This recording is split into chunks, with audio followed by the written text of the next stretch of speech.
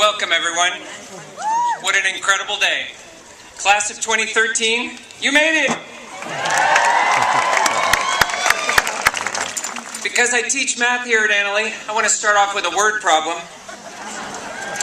Graduates, let's figure out how old I am. Take your age, divide it by pi, and then multiply it by half your age. Go on. All right, we can work that out later. As we wrap up today with tortillas, beach balls, pat-down searches in the gym, I want to take some time to give you some advice about your future. Many things will be different after you graduate from high school. For one, you won't be coming around here anymore. Or if you come around too much, we're going to have to call the police. Most of you hopefully won't have to get up quite so early every day. And sadly, you won't automatically get to see all your friends and the people you've met and mostly come to appreciate during your stay here at Annalee. After today, you spread out around the county, the state, the country, and the world. This moment right now will never be repeated. And you are a glorious and wonderful thing. We were lucky to have you at our school. Give yourselves a hand.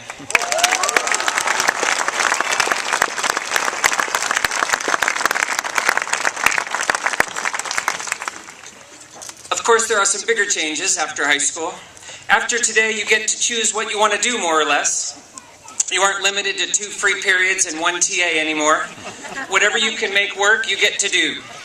You can get a job, go to school, save your money, travel, or just try to hide in your bedroom in your parents' house. The options are endless. Seriously, life is yours to live. It's wide open. You have choices. Here are some suggestions for making the most of it. First, you don't have to have everything figured out right now. It's okay to do the best you can given what you know. It's actually very rare for someone graduating high school to have a plan of how their life's going to go and then set it in motion and see it all happen just the way they want it. That's okay, because life is not an algebra problem. You can't plan it out and expect it all to go just the way you thought. Just do the best you can with what you're faced with. Next, you can change directions many times. Gone are the days when you would get a job after school and work the whole time until you retired for the same company. Most people have different jobs, and many people have several different careers before they finish working. You don't have to feel stuck with one plan or course of action. Be open to new possibilities. Another tip for making your life count is to follow your dreams. You'll be much happier pursuing your interests than studying and working in a job or a field that bores you. Many students know that I have a poster of Tupac, the musician, in my classroom. Well, I wanted to quote Tupac today. He said, "During your life, never stop dreaming. No one can take away your dreams." Now, as a side note, do you know how hard it was to find a Tupac quote that wasn't full of F-bombs? But seriously, Tupac had this one right.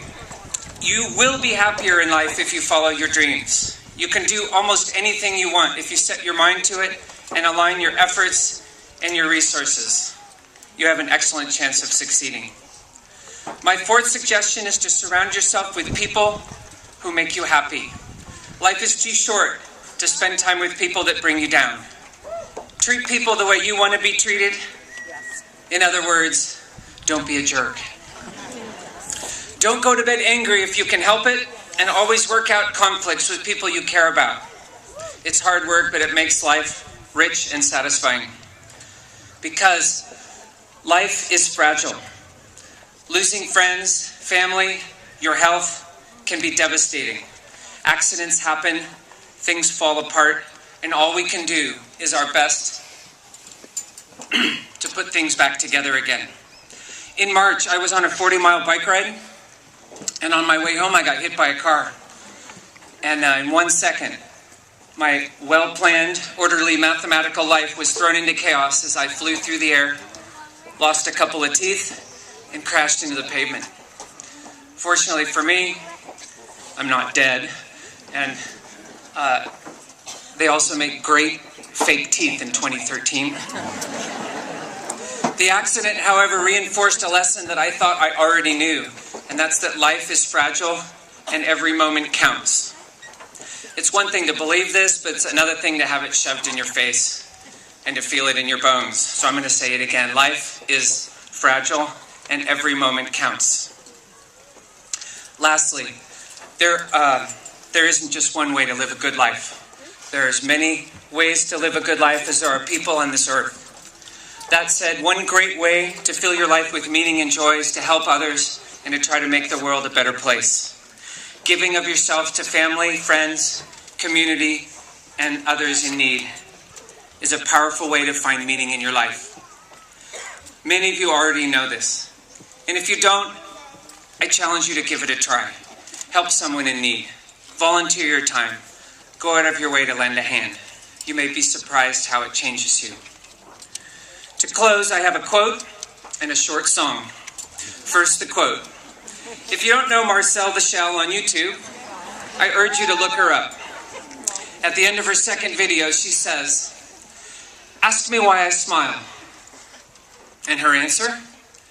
Because it's worth it. Those are wise words from a tennis shoe wearing shell. And now I'm going to sing a short song that I wrote for the class of 2013.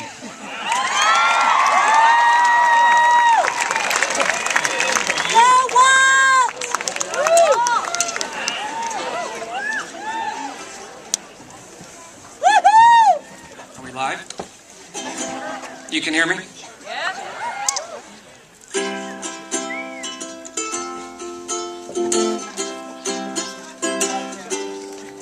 You're the class of 2013, one of the best we've ever seen. We'll miss you more than you'll miss us, if you know what I mean. Will you miss being a freshman? Will you miss being tardy? Will you miss Mr. Heller watching you from the top of the stairs in the quad? Will you miss your math class? Will you miss doing homework? Will you miss taking finals? I bet you'll miss your friends as you go. 'Cause you're the class of 2013, one of the best we've ever seen. We'll miss you as you go. You put on a really great show. Bye-bye.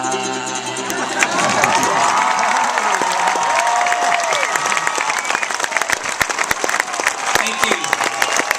Thank you. Thank you very much. You guys are awesome.